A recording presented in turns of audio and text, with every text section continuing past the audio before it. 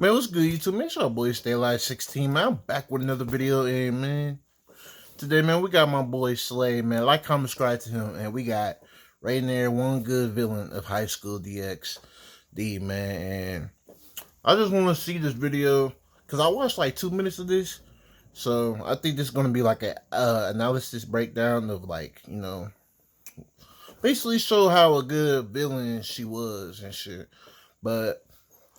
Yeah, look, you just want to see this shit. I'm not gonna lie to you and see what he got to say, because one thing for sure is that boy Issei.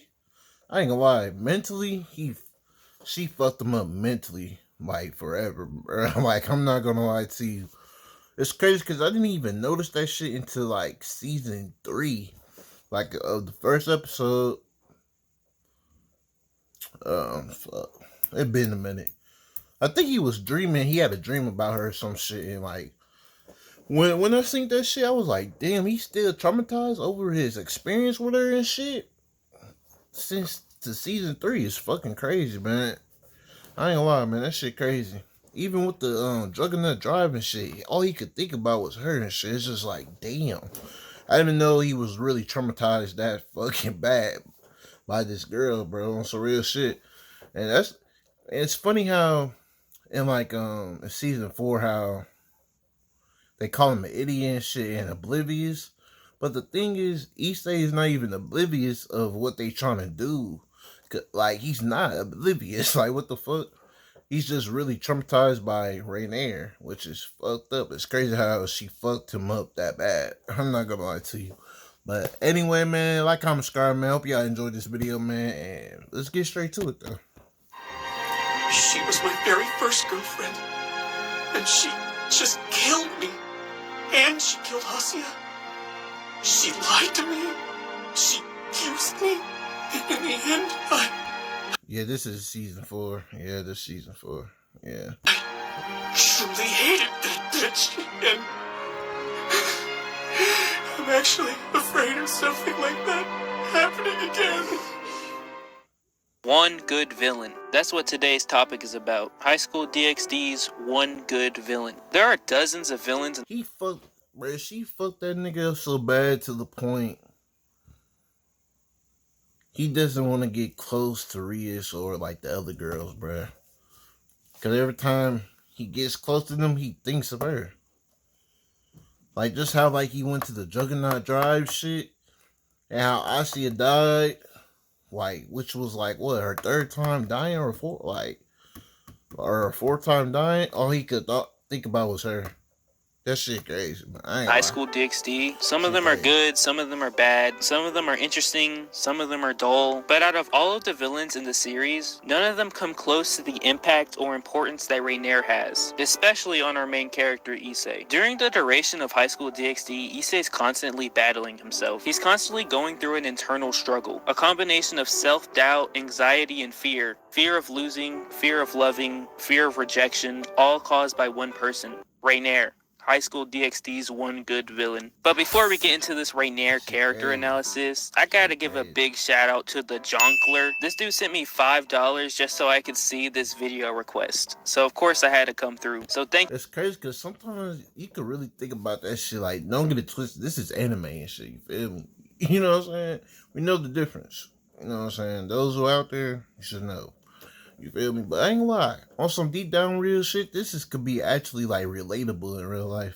On some real shit, bro. I ain't gonna lie to you. Jonkler. Like his trauma and shit. And if you want to make sure your request gets seen, you can also send a request through Supers, or you can join the channel membership where I ask my members for their video requests, which I'm working on the next one. Again, thank you Jonkler for their video requests, but let's get back into this video.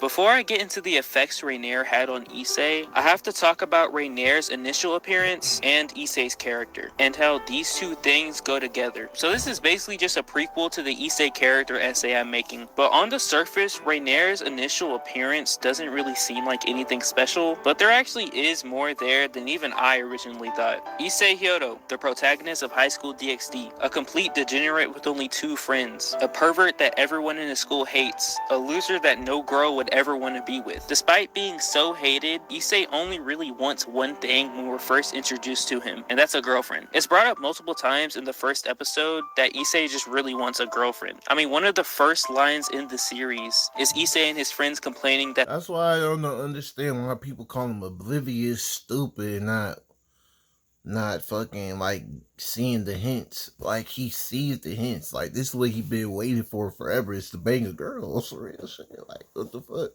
He been wanting to do that shit. So it's like he's not oblivious. He's just fucking traumatized.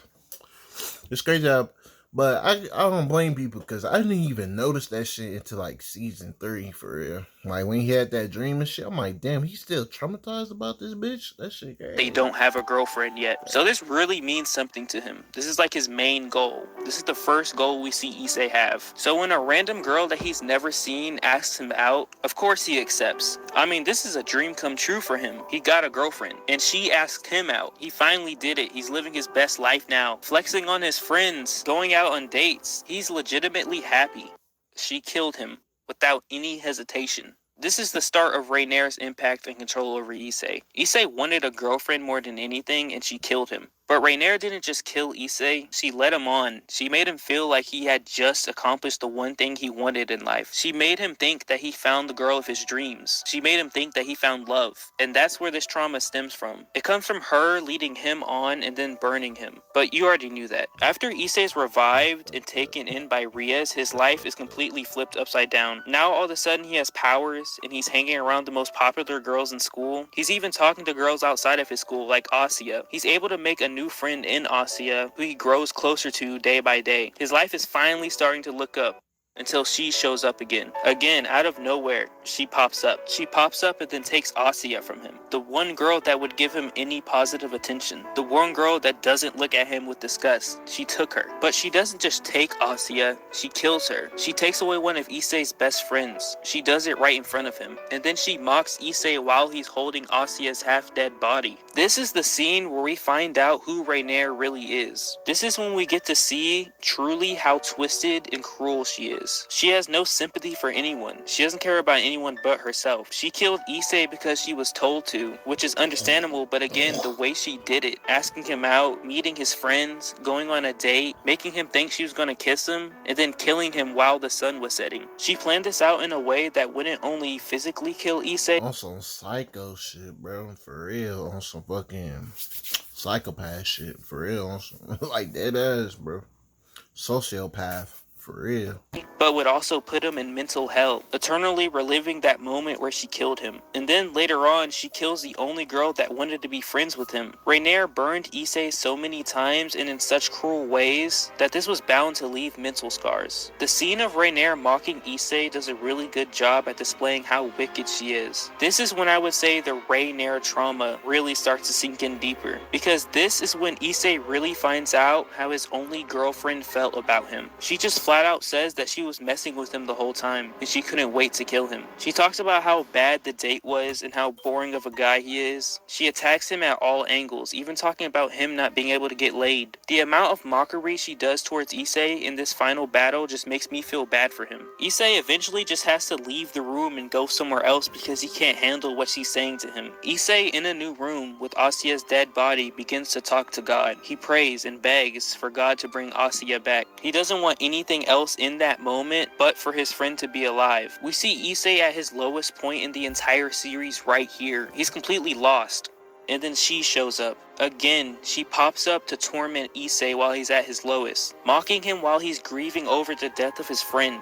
Every chance she gets, she makes it clear that she doesn't care about anyone. She's pure evil. She went out of her way to make fun of Issei for not being able to save Asya, making sure he knows that he's a failure. Because this isn't the first time he failed to save her, it's the third. He couldn't save her from Freed, but luckily she was able to survive. He couldn't save her during his last encounter with Raynare, but luckily Raynare still needed her for the ritual, so he had one last shot to rescue her. And this time he had help from his team, but he still failed. In every sense of the word, Issei is a failure at this point, and Raynare is just making sure that he knows that. She's nailing that idea deeper and deeper in his head, and eventually Issei's had enough and he snaps. He hit rock bottom all because of one character, and now he finally has a chance to deal with that character, and of course he does. He's finally able to beat Raynare and get his revenge. But at that point it didn't really matter, because he failed to save Asya. He can do whatever he wants to Raynare, but that won't change what he feels from the inside. Failure, regret. His friend is still dead,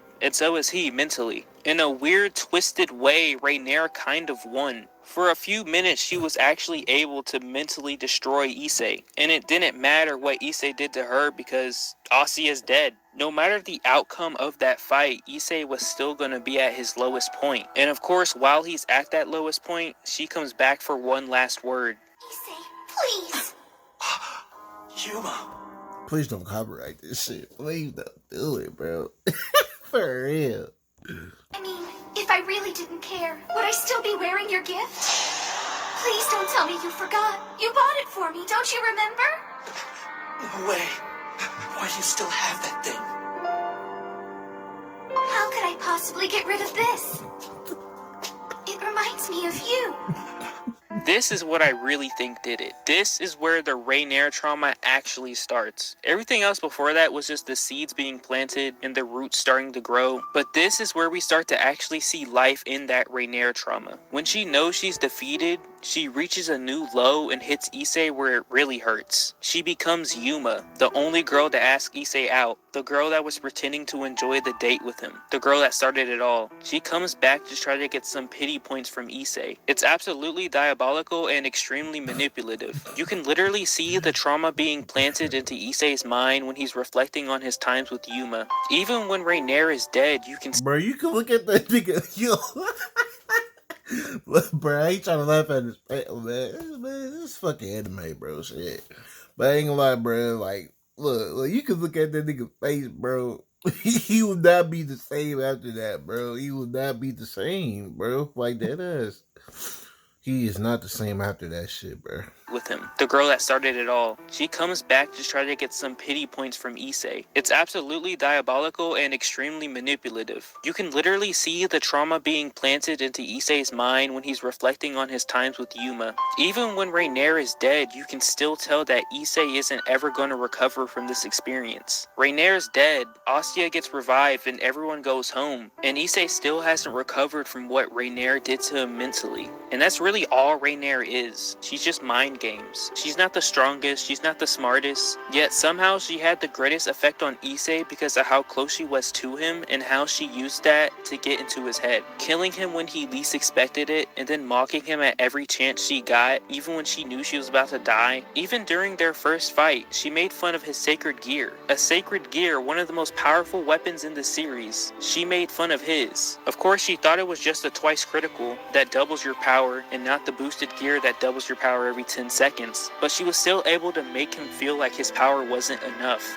And she's the only character that we've seen that's been able to do that to Issei. The only one that can get under his skin to this extent. And that's what makes her special. She's able to impact our main character in a way that we've never seen before. She's able to completely change Issei in the way he interacts with everyone around him. Her impact is felt throughout the entire series. It's incredible. Yeah, it's funny because like that's the scene right there. I never thought he was going through that shit until I saw this scene right here on season 3, man. After Raynare dies, we see Issei take a crazy hit to his confidence. And this happens for a few reasons: the pressure Rias puts him under, his inability to be a devil, and his experience with Raynare. Like I said, he failed to save Asya 3 times, and she laughed at him for it. She made it known that he was a failure because of this. And this is one of the reasons why he loses so much confidence in himself at the end of the first season. We see him acting strange. He hesitates to use his dragon shot. He starts comparing himself to the teammates around him, and this eventually leads to him breaking down to Rias. During this breakdown, he calls himself a failure due to his inability to save his friends. It's a really impactful scene where we get to see Issei acting like a real person.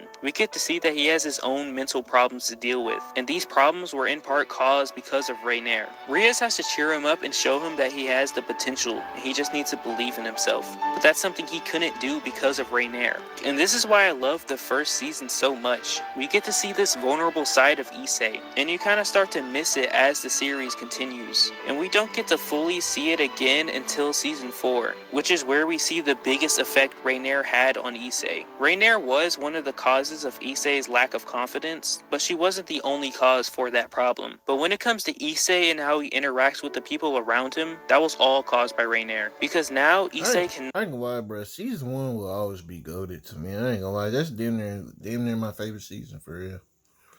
Yeah, see, I don't know, bro. They all lit as fuck, bro. I ain't gonna lie to you. They all lit as shit. only cause for that problem. But when it comes to Issei and how he interacts with the people around him, that was all caused by Raynare. Because now Issei cannot talk to girls. He cannot see himself getting with a girl. It's just too good to be true for him. He got burned by Raynare before, and he's not trying to feel that again. These girls throw themselves at him because they have genuine love for him, but he doesn't see it that way, because he thought the same for Raynare. One of the biggest complaints people have for Issei's character is his obliviousness, but I never really understood that because Issei's not oblivious. He's traumatized. He fell for this. That's what I'm saying, bro. Bro, the shit he's saying, I literally said, bro. I ain't gonna lie, he got more detail with it, but I literally said the same shit. I thought he was oblivious too until season 3 with that dream. I was like, yeah, that nigga still traumatized, bro. I ain't gonna lie.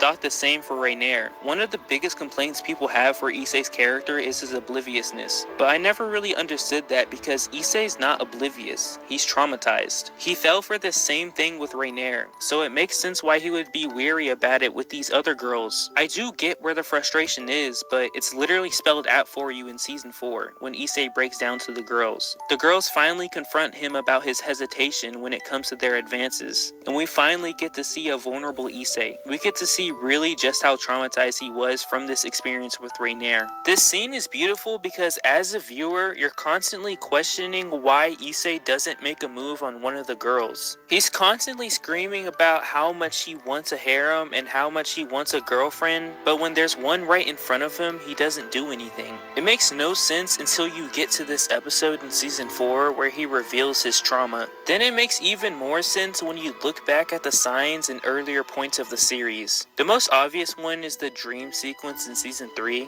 This is one of the best ones because I think it explains Issei's thought process. The girls are all around Issei and they want him. And at first, Issei feels the same. He wants them back. It's just a matter of which one, until she shows up. Again, she's here, and she instantly kills the atmosphere. Everything goes completely dark, and she's back mocking him. It completely shakes Issei, and it takes him out of his mood. And then he wakes up, of course. But I like that scene because it's a short and effective way to show that Issei is still feeling the effects of Raynare. This is what I think goes through Issei's head when he's put in the situation where the girl throws themselves at him. He thinks about Raynare and how much she hurt him, and he just can't do it. He can't take it again. He can't handle that level of pain again, because that was the most pain that Issei has ever felt. Issei dies like 5 times throughout the series. He does the impossible by combining his power with the White Dragon's power. He gets stabbed a bunch of times. He gets used as a punching bag, and yet the most pain he ever feels is from Raynare, the mental damage that she inflicted on him. Another really good scene is the Juggernaut Drive scene. This doesn't happen in the light novel, but it does happen in the anime, which is another reason why the anime did the Juggernaut Drive scene a lot better. But in the anime, when Issei is trying to calm down from going Juggernaut Drive, Raynare pops up again. She's there to make sure he knows that he failed again. He failed to save Asya for a 4th time. She just makes him go even crazier. So crazy that even his dragon form starts crying. No matter the situation, no matter how good or how bad Issei feels, Raynare is always there to make his mood even worse. In a scene like the Juggernaut Drive scene, where Issei's told that Asya is dead again and she can't come back this time, Raynare pops up and just makes things even worse. That's the kind I ain't gonna lie, that shit crazy, man. That shit crazy. Of impact she has on our main character. When you think he's at his lowest, she can make him go even lower. It's a really great scene, and it's kind of a shame they didn't do anything similar to this in the light novel. Or maybe they did and I just forgot it. But this is like the only good thing to come out of the Loki's curse thing. Those are the two main ones in the anime that reminds the viewer that Raynare is still traumatizing this man. But there are even some small moments too, like when Issei thought he was nothing but a pillow to Rias. Or when Issei's on a literal date with Akano, and he gets jealous because he thinks Akano is going to get a boyfriend. Issei is on a date with Akano, and he still thinks he isn't good enough to be with her. And that's all because of Raynare. Because Issei was on a date with Raynare and she was pretending to like him, he thinks that there's still a chance that Akano is going to do the same thing to him while they're on their date. Bro, that's crazy, bro. I never, bro. Like, what the fuck? I never got in detail about that shit. Like, I never noticed that shit. Like, what the fuck? It's crazy because Akano, like, clearly they ain't the same person, but still, like, they got, like, the similar, like, purple hair. I said, yeah, purple, dark, black hair, whatever, and the purple eyes, whatnot. Like, what the fuck? Is going to get a boyfriend. Issei is on a date with Akano, and he still thinks he isn't good enough to be with her. And that's all because of Raynare. Because Issei was on a date with Raynare and she was pretending to like him, he thinks that there's still a chance that Akano is going to do the same thing to him while they're on their date. He doesn't think he's good enough anymore. He's completely lost all confidence in his ability with women. It's always too good to be true with him, and it's never going to happen to him. He's basically just given up. He can't look at a girl in a romantic way without thinking of her.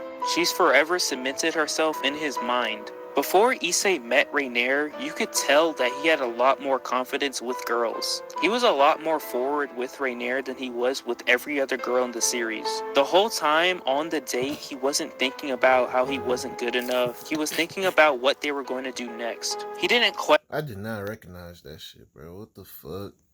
The whole time on the date, he wasn't mind. Before Issei met Raynare, you could tell that he had a lot more confidence with girls. He was a lot more forward with Raynare than he was with every other girl in the series. The whole time on the date, he wasn't thinking about how he wasn't good enough. He was thinking about what they were going to do next. He didn't question Raynare at any point while they were dating. He held her hand. He was getting ready to kiss her. The way he acted while he was dating Raynare is completely different from how he acts when he's with the other girls. During the first half of the first episode, you can see what Issei was like before she arrived. His first girlfriend, the only girl he was able to look at without having doubts, the only girl that he was forward with, the only girl that he could look at in a romantic way without feeling pain, Yuma Amano. Issei changed so much because of what she did to him. The way he views girls, the way he views relationships, the way he views himself, all affected by one character, Raynare. Highschool DxD's one good villain. That's the end of that video right there. I don't really know what to say for this little outro. You know, of course, my bad for not posting in a month. The usual stuff. I just wanted to take a moment to thank the people that are still in the membership for some reason. Y'all can cancel that if you want, since I'm barely posting. Hey, man, like, comment, subscribe to him, man. And he broke that shit down nicely, man. He broke that shit down, like, nicely, man. I'm gonna leave the original video in the description down below. But yeah, certain shit, like the little date shit with Akano, and like the way Issei was more like I never noticed that shit. I ain't gonna lie to you. I really did it. Especially when like he interact with the girls and shit. I recognize that shit, but it's just the way he broke it down. It's just like, damn, that's fucked up. Truly fucked up, man. I ain't gonna lie, man. When we are we gonna get season 5 though? On some real shit. And we need the old animators. We don't need like season 4, man. The animation cool, but bruh, it doesn't beat the old shit. Like real shit. I don't know what it is about me, but I feel like the old art of anime was way better than like today's now gen animation, bro. Like the old gen is way better, bro. I ain't gonna lie to you, it's way better. Real shit. But other than that, man, like, comment, subscribe, man. Other than that, man, I'm out. I ain't got nothing else to say. Fuck that nigga up, man. Fuck that nigga up mentally. Shit.